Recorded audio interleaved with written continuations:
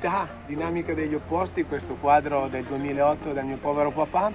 finalmente trova forma, è realizzato con questi magnifici tulipani, è la prima di una lunga realizzazione che verrà fatta anche nei prossimi anni e speriamo che piaccia molto a tutti i visitatori del parco. Diamo qualche numero: oltre 10.000 tulipani